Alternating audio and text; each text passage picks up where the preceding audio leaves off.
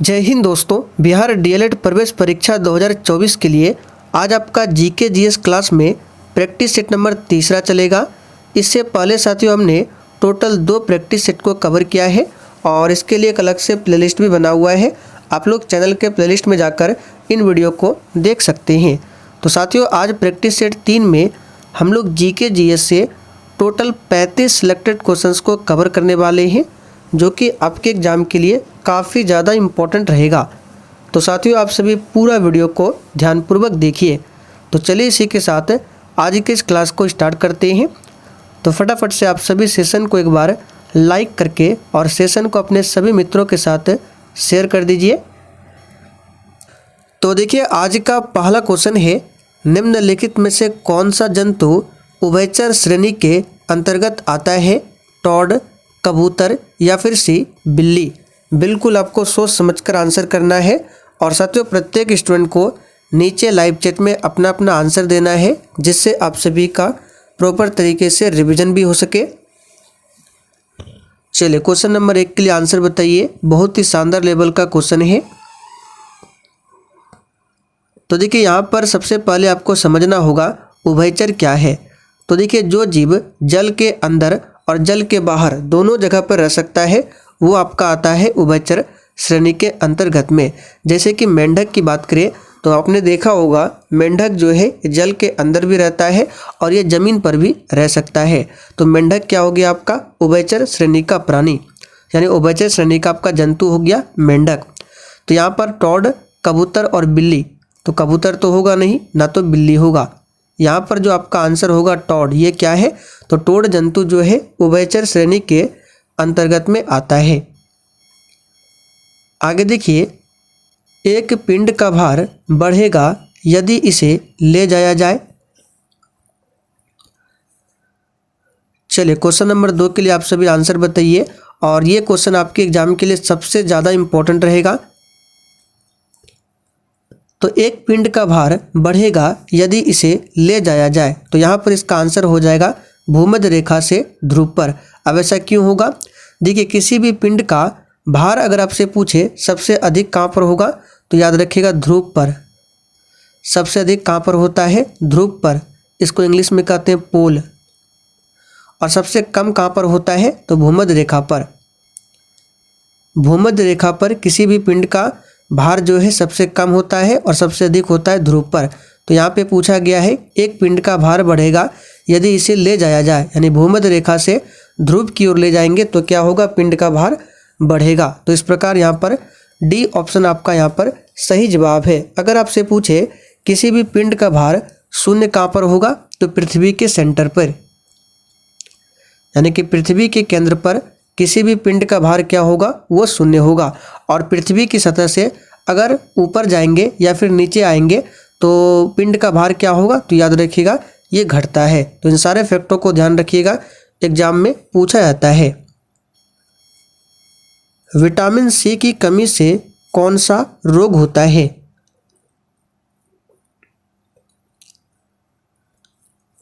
चलिए question number 3 के लिए आंसर बताइए।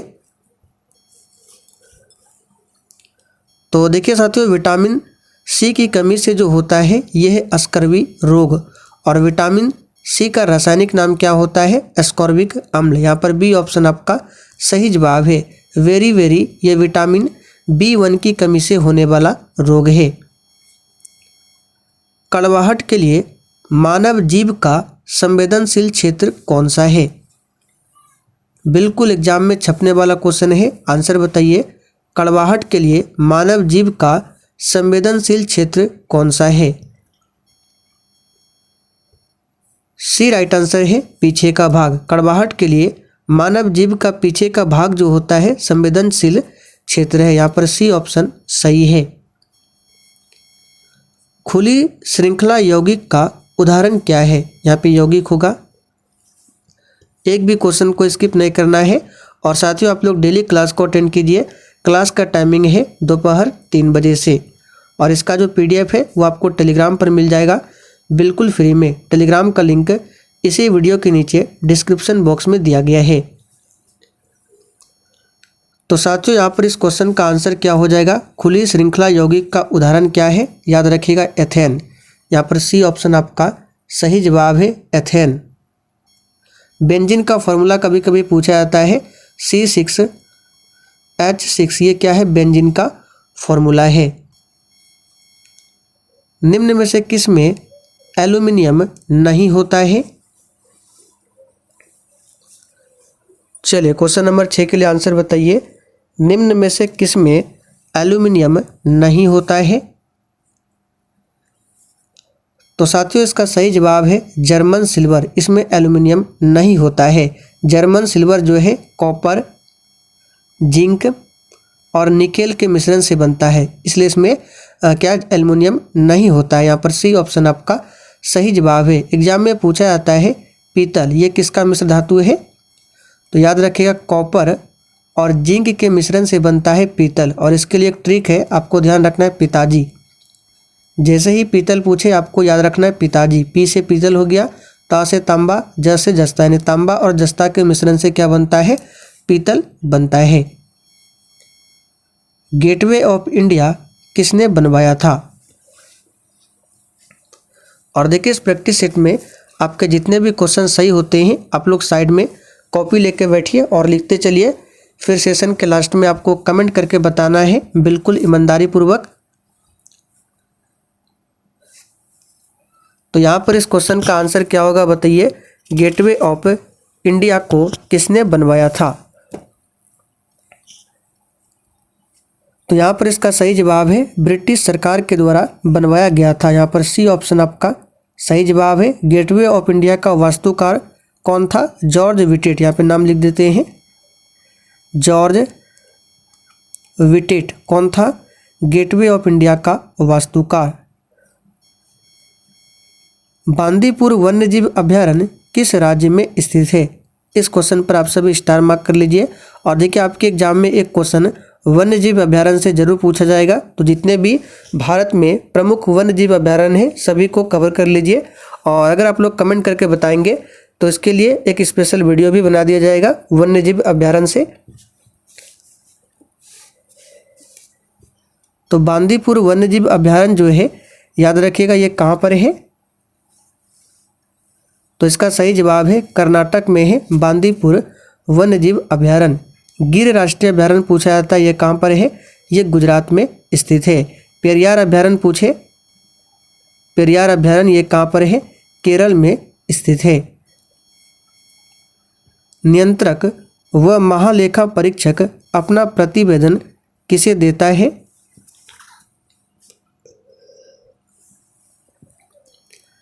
देखिए नियंत्रक व महालेखा परीक्षक जिसको शॉर्ट में कैग कहा जाता है, और वर्तमान में कैग कौन है, गिरीश चंद्र मुर्मू। यहाँ पे नाम लिख देते हैं।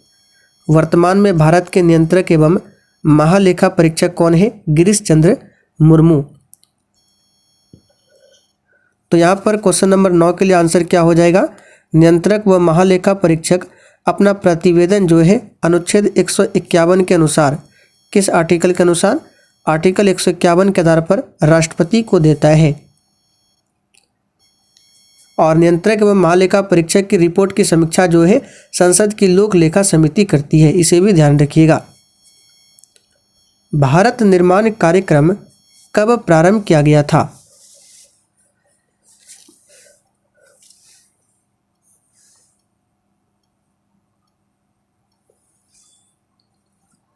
तो साथियों भारत निर्माण कार्यक्रम जो है 2005-06 में प्रारंभ किया गया था। यहाँ पर सी ऑप्शन सही है।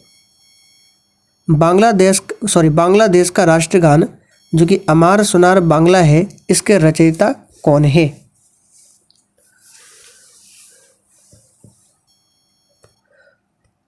तो देखिए जिन्होंने भारत का राष्ट्रगान लिखा है जन गण मन, उन्होंने ही बांग्लादेश का राष्ट्रगान भी लिखा है। तो आंसर क्या होगा, रविंद्रनाथ टैगोर। यहाँ पर सी ऑप्शन आपका सही जवाब है, रविंद्रनाथ टैगोर। और भारत का जो राष्ट्रीय गीत है वंदे मातरम, इसके रचयिता कौन है, बंकिम चंद्र चट्टोपाध्याय है। भारत के दक्षिणी छोर का नाम क्या है।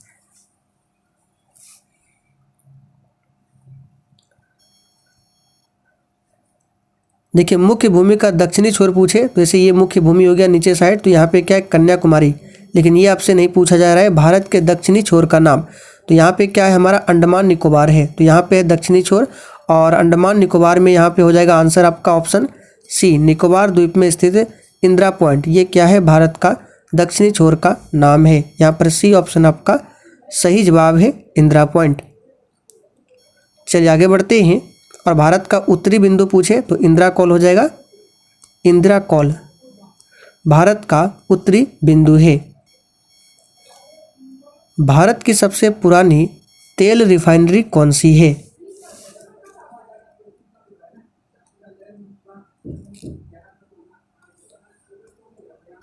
तो साथियों भारत की सबसे पुरानी तेल रिफाइनरी जो है ये डिगबोई है, और ये कहाँ पर है तो याद रखिएगा ये असम में स्थित है। इसकी स्थापना 1901 में किया गया था। निम्नलिखित में से किसकी हत्या अकबर के द्वारा स्वयं किया गया था?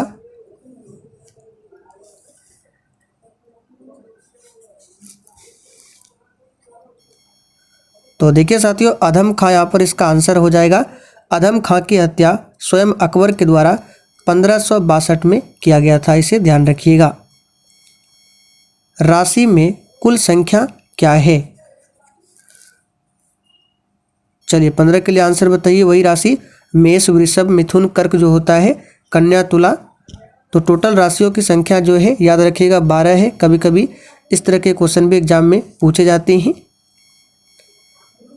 पश्चिम बंगाल में रानीगंज क्षेत्र किसके लिए विख्यात है? और देखिए साथियों जिन्होंने अभी तक सेशन को लाइक नहीं किया है तो प्लीज़ आपसे रिक्वेस्ट है आप सभी सेशन को साथ में लाइक करते हुए चलिए।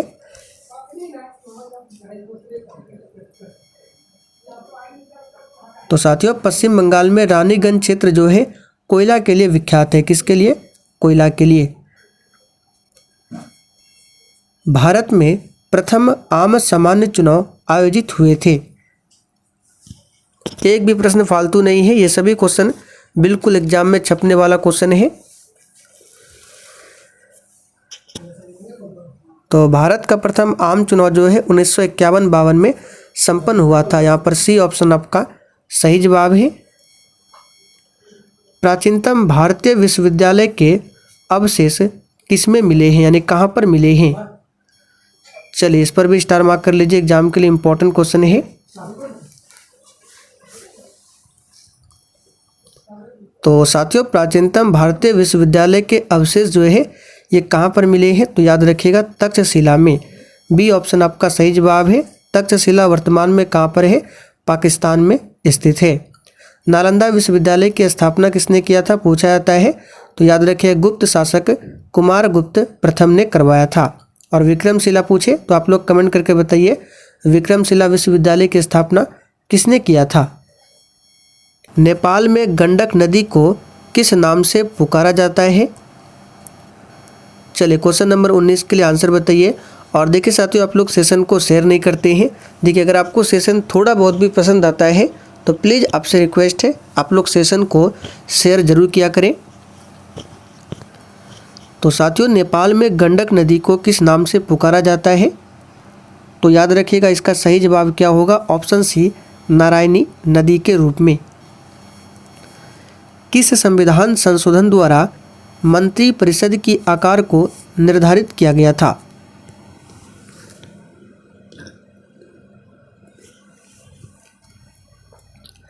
तो यहाँ पर इसका सही जवाब है सी ऑप्शन 51वां संविधान संशोधन जो कि 2003 में हुआ था। इसी के तहत मंत्री परिषद का जो स्थान है वो निर्धारित किया गया था।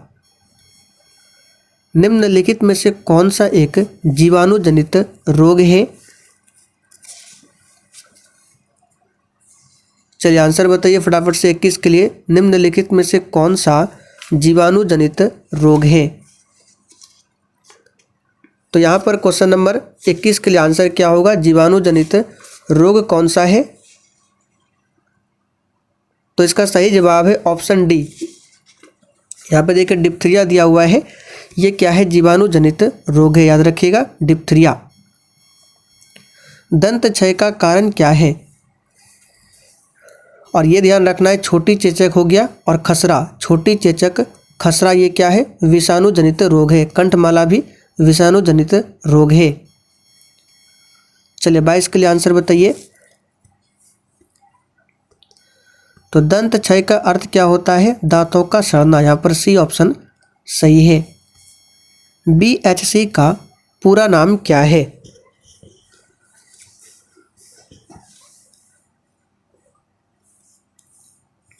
तो साथियों BHC का पूरा नाम होता है बेंजीन हेक्साक्लोराइड। यहाँ पे देखिए सी ऑप्शन में दिया हुआ है और इसका रासायनिक सूत्र होता है C6H6Cl6 बेंजीन हेक्साक्लोराइड।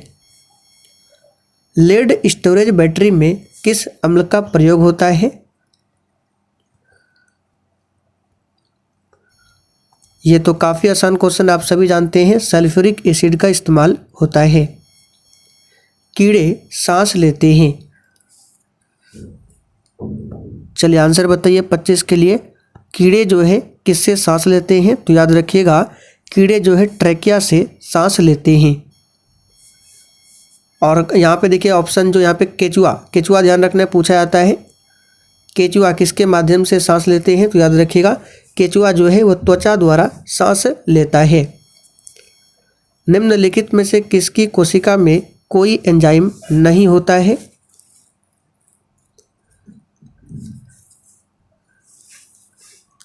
चलिए इंपॉर्टेंट क्वेश्चन है, किसकी कोशिका में कोई भी एंजाइम नहीं होता है? तो याद रखिएगा विषाणु यानी वायरस की कोशिका में कोई भी एंजाइम नहीं होता है। और विषाणु की खोज किसने किया था? इवानोवास्की ने। पूछा जाता है, इवानोवास्की ने विषाणु का पता लगाया था। ध्वनि का वेग किस पर निर्भर करता है?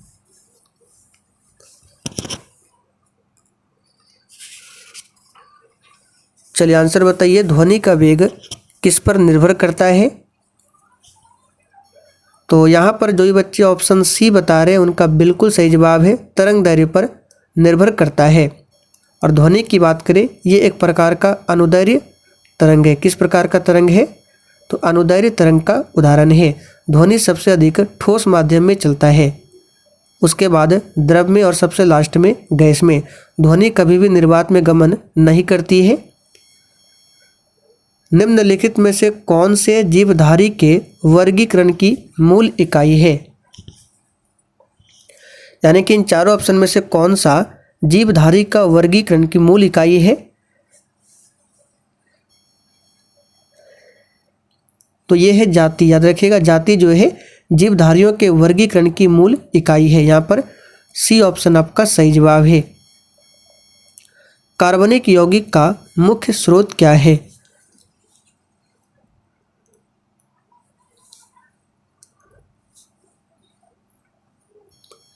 तो साथियों कार्बनिक यौगिक का जो मुख्य स्रोत होता है ये होता है क्या? तो कोलतार तथा पेट्रोलियम। यहाँ पर देखिए सी ऑप्शन में दिया हुआ है, कोलतार तथा पेट्रोलियम। लाल दवा जो कीटाणुनाशक के रूप में प्रयुक्त होती है वह कौन सा है?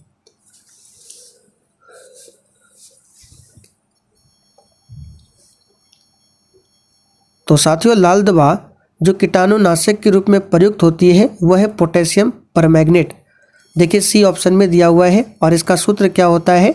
KMnO4। ये क्या है? पोटेशियम परमैंगनेट का सूत्र है। बोरेक्स का सूत्र आप सभी जानते हैं, Na2B4O7। ये क्या है? बोरेक्स का सूत्र है।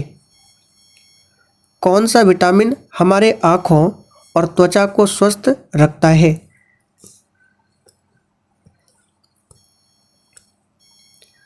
तो ये विटामिन है ऑप्शन बी, विटामिन ए। इसका रासायनिक नाम रेटिनॉल होता है और इसका मुख्य सोर्स क्या है? गाजर। दाब का मात्रक क्या है? तो देखिए किसी का भी अगर मात्रक निकालना हो तो सबसे पहले उसका सूत्र याद होना चाहिए। तो दाब बराबर क्या होता है? आप सभी जानते हैं, बल बटे क्षेत्रफल।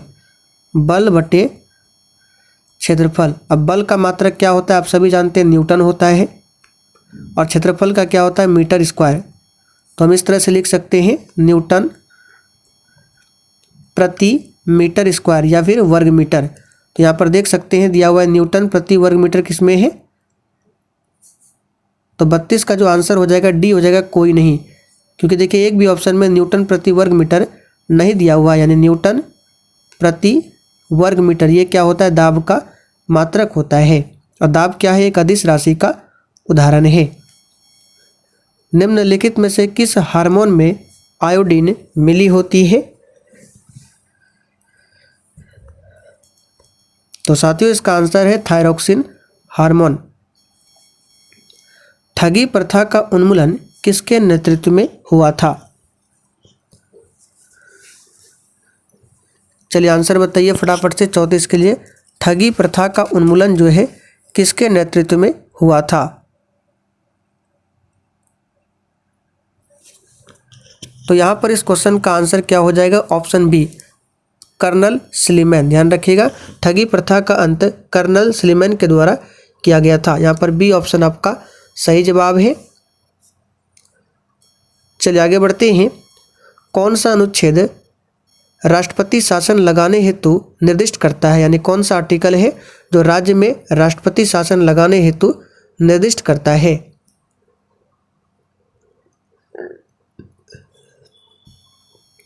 तो यहाँ पर इसका सही जवाब क्या हो जाएगा,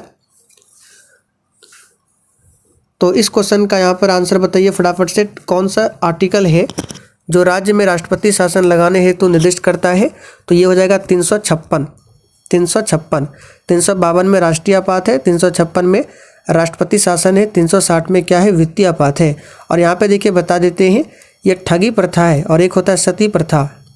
तो सती प्रथा का जो अंत किया गया था 1829 में लॉर्ड विलियम बेंटिक के द्वारा, जो कि भारत के प्रथम गवर्नर जनरल थे, और इसमें सहयोग दिया था राजा राम मोहन राय ने। लेकिन यहाँ पे क्या है, ठगी प्रथा है।